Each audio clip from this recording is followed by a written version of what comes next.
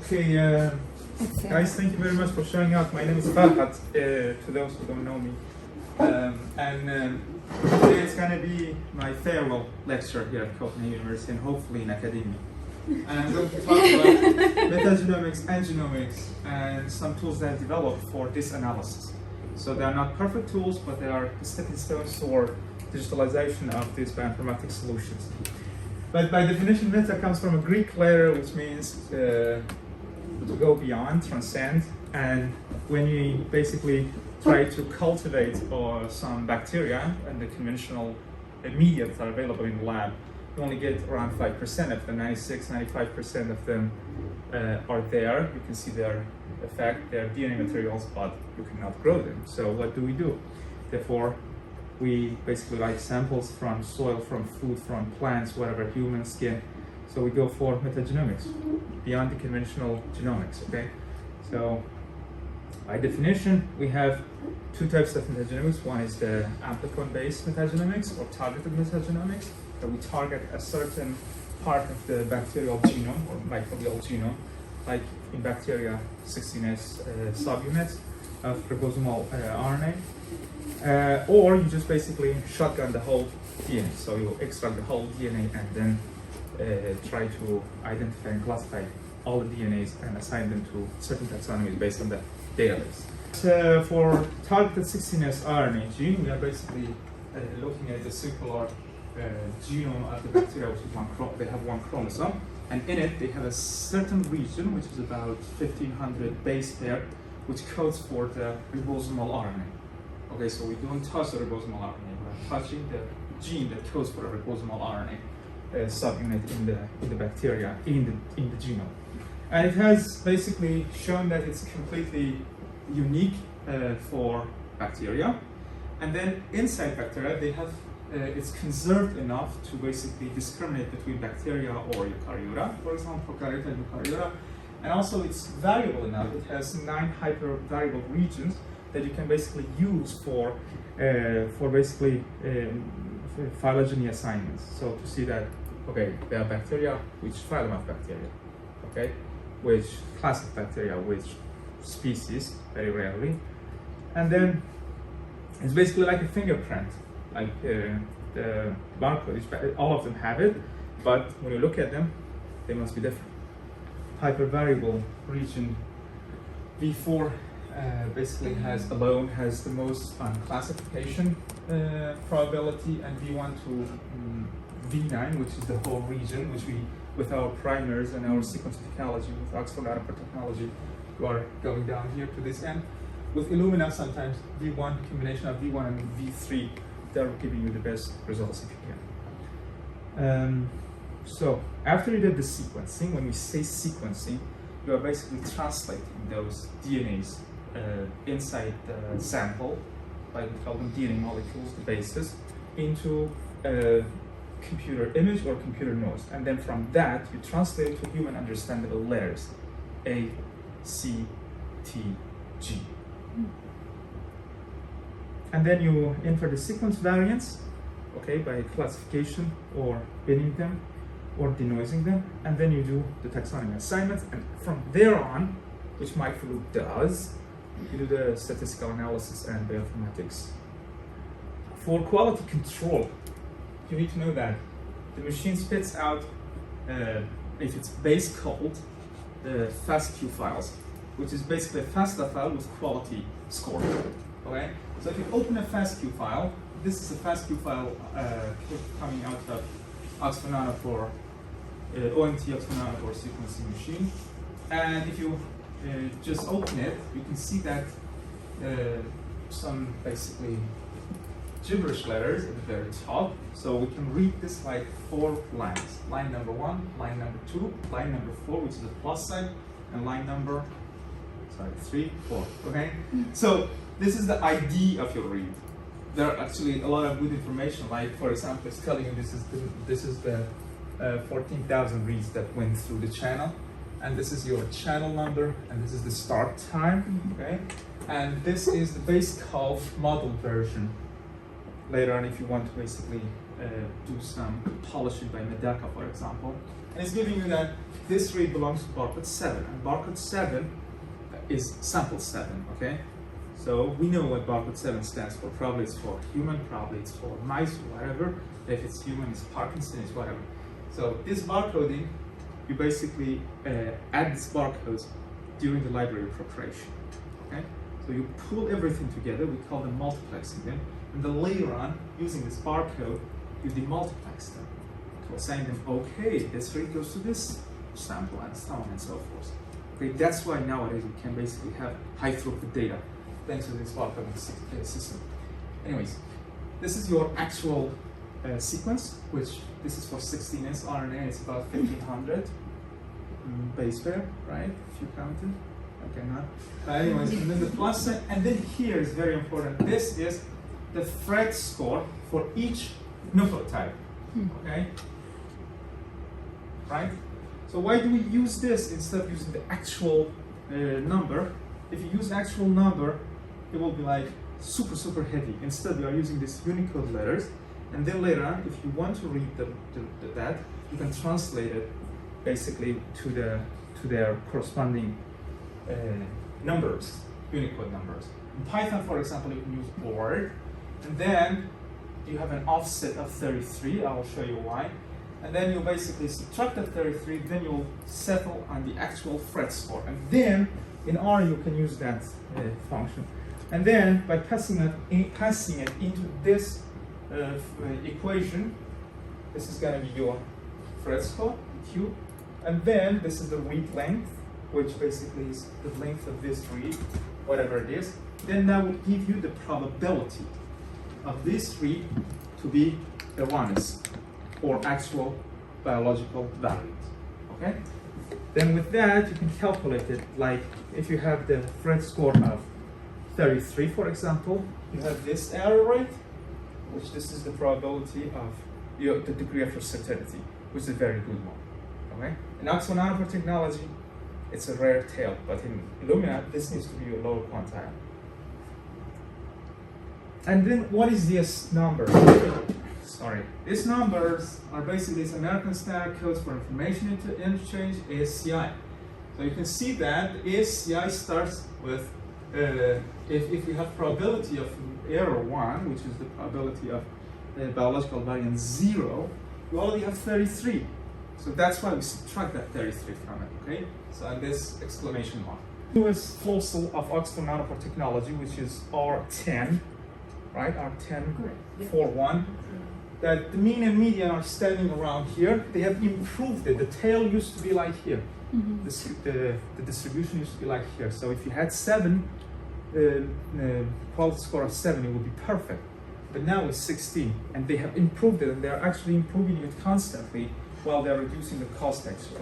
Perfect. Anyways. So the quality score like change due to the chemistry of the flow cell. Yeah, exactly, and also how do you call it? The mechanic of it. They have added a new. It used to be one neck that the sequence would go through it, but now they have 2 necks. So you create 2 signals, and then you cross-validate these 2 signals. So that's what. And this is for Illumina, because in Oxford Nanopore technology, the whole strand of DNA has a chance to go through and you sequence it. But for Illumina, they need to be basically bridged, so you have paired ends, so to speak, or sometimes single end. This is forward read, this is reverse read, and that's how you read it. If you zoom this in, this is a box plot, basically. Okay, so with lower quantile, median, higher quantile, whatever. You can see that this reads around 33-ish, they're good. Below this, you can basically filter it out if you're going to work with that. Okay, but also again, it's a trade-off how many reads you're going to keep. Whatever. Then you have the trimming, like filtering basically, and also this end could be removed because your barcodes are in this end. Okay, primers are in this end. You can remove them, and then this is trimming, remove adapter, remove low quality reads. And then you can do either de novo classification or denoising. But denoising for Illumina is amazing. You basically look into the, first of all, you look into the probabilities of the error, quality score, and then you can basically check how many of these are really happening by chance, or how many of them are really happening across all the reads, and then merge those that are differing due to the sequencing error. That's why we are doing the denoising. If there is a sequencing error, you know that these two are supposed to be the same. You merge them together. Okay. This allows, and then that's the results is amplicon sequence variant, or ASV. On the other hand, if you want to classify them de novo based on, I don't know, some unsupervised machine learning techniques, then that's based on the similarity or some other scores or weights. Then that's different than denoising. Okay, that's similarity-based classification.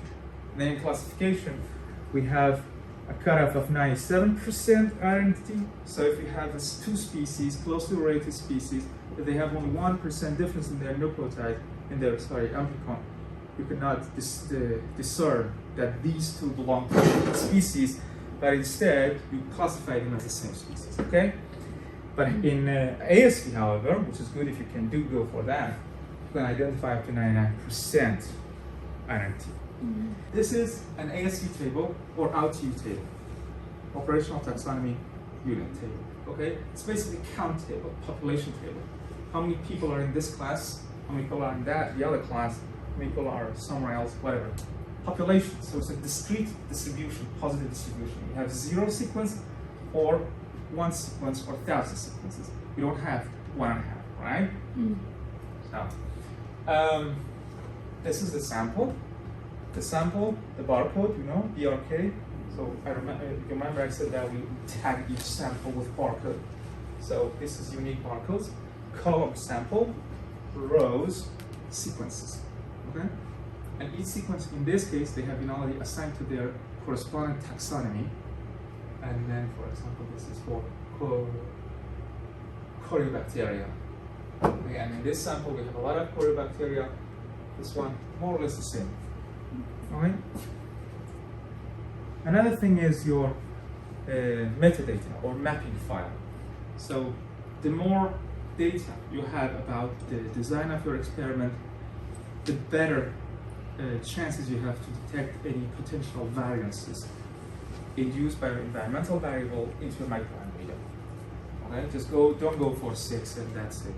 Also get some information about their age, get some information about their dietary habits, their location, whatever.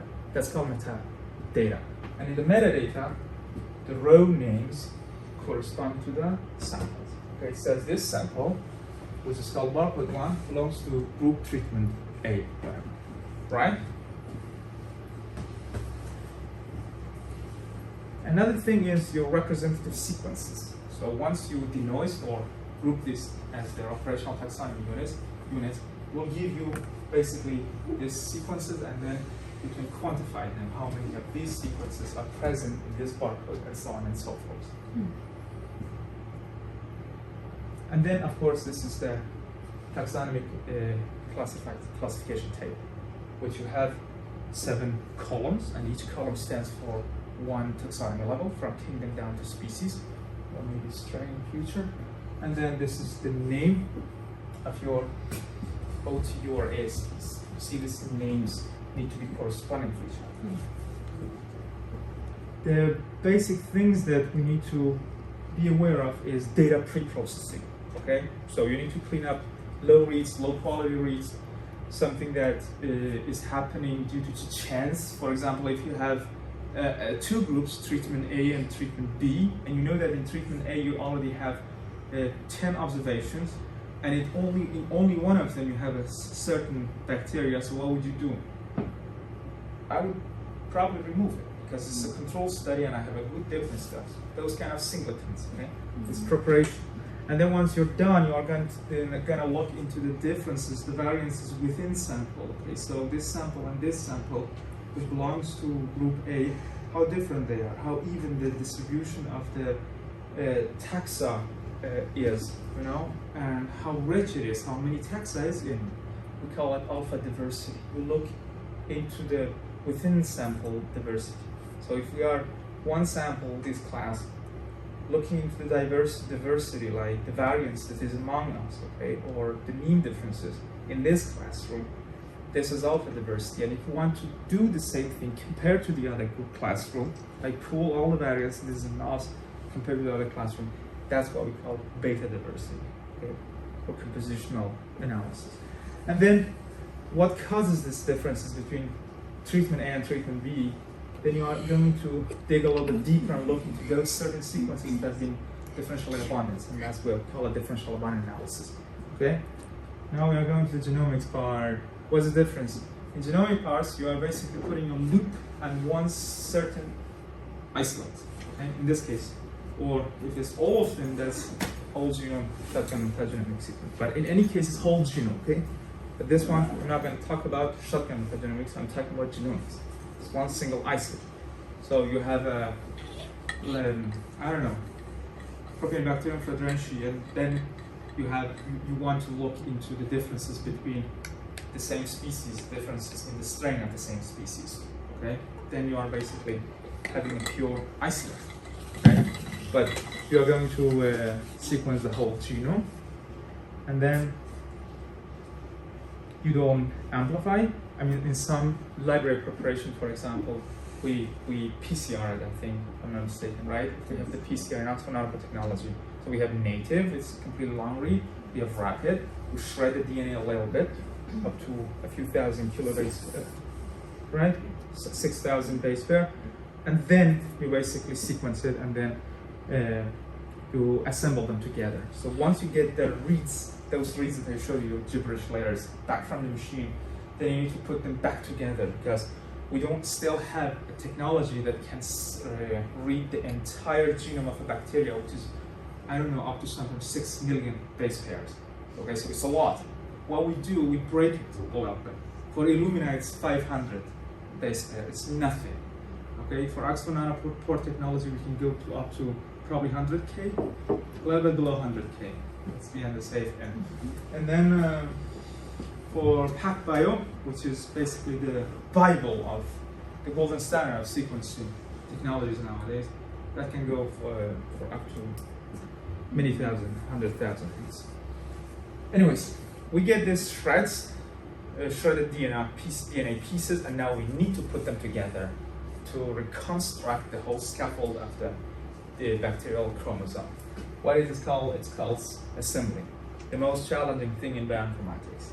Okay, so what it means to have assembly, you can see that all these reads, you align them together, okay, according to their differences and similarities and overlaps, whatever, and then you create a wall like this, a sandwich of different pieces of reads, okay? And these pieces of reads, if you take a section, like a vertical section here, I think I created one. No, we don't have. Anyways, imagine there is a vertical section. If you look from down here, let's say this is nucleotide A, all of these reads need to consensusly give you nucleotide A, or maybe some of them might have an empty, have an insertion deletion or whatever, okay? But the majority of them, and that's what we call coverage, intuitively, right? It needs to cover a certain region.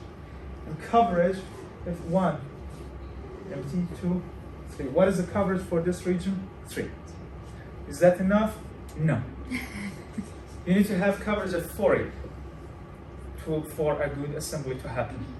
With this high, basically throughput Oxford Nanopore technology, we can basically go for up to 1600x. That's crazy, right? So in that case, you can safely remove low qualities, low length, and just go down to half of that or 1/3 of it. You're still good. Like when like your reads yesterday. And then during pre-processing, like I said, you are looking into the distribution of the qualities, and then trim those qualities that for Illumina below 30, and for Oxford Nanopore technology, this new flow cell below 60. Okay, if you have a good, how you call it, reading depth. And what is reading depth? The number of the sequences that you have is called reading depth, or sequencing effort. And then, yeah, then you can basically also look into the GC contents for basic statistical, how you call it, inferences on your raw reads. You can actually do that. Yeah, you can read more on this because we are a little bit pressed with them, we are here to learn the tools, not the bioinformatics. And also look into their N50, but very briefly I want to tell you what N50 is. If you, those threads of DNA, those pieces of DNA, if you sort them according to the length in a descending order, once you reach, so let's say that you have up to 1 billion nucleotides in one sample, okay? 1 billion nucleotides. Then you are gonna sort those reads that are present in your sample according to their length. Highest length to the shortest, longest length to the shortest. Once you reach half of that 1 billion, that read will be called your N50. And imagine that you just continue doing it, and you already are here and you haven't even reached your N50. What it means you have very, very shredded DNA. But if you already reach your N50 in the highest lengths, it means you have very, very good long reads. You don't need to go more down for that. Make sense? That's also important to look into. But this coverage is important. This is something that you can use it on a daily basis. The coverage for a certain specific region, like I said, is the number of the nucleotides divided by the size of your genome. Okay, so you are you have sequenced a genome that of a certain bacteria that you know it has about 6 million base pair. Okay, and then you have, let's say, 1 billion or 200 million reads somewhere. What would you do? So the division of that 200 million by that 6 million is basically your coverage, okay? And that's how you calculate the coverage. Coverage is important. I will tell you later for our app. And this is basically a very nice plot for sequencing depth, like you say that on basis. And then you can see that the coverage for this certain straight was actually quite, regardless of the position, was quite good. Okay, of course we had some peaks somewhere here and there, and that's because if you have low peaks here, for example, probably you have very simple region, so you cannot discern whether this is a repeat or redundant. Okay, so you have a little bit of empty shallow, so how do you call it, coverage over there. This is very cool paper, was published ages ago, 2013, which is showing you the importance of coverage for recovering the how do you call it, the circular chromosome of the bacteria. So for example, this is Bacillus anthracis ames in this case, and this one, the outer layer is PacBio, and I think the inner layer is Oxford Nanopore Technology. No, sorry, inner layer is actually PacBio. The outer layer is just the chromosome, if I'm not mistaken. And then you can see that when you have high, what is it called, long repeat regions, okay, so they repeat over and over across the genome, some of the assembling algorithms, they use those repeats that are similar, we sometimes call them homotolomers, they take them into consideration as a coverage for one region. So imagine that you have a region that is completely similar in this position, like this in this position, and it happens again in this position in the actual bacteria. The assembler cannot discern whether this is a repeat or a coverage for this region. So one of the regions will be broken, okay? So what we call this contig.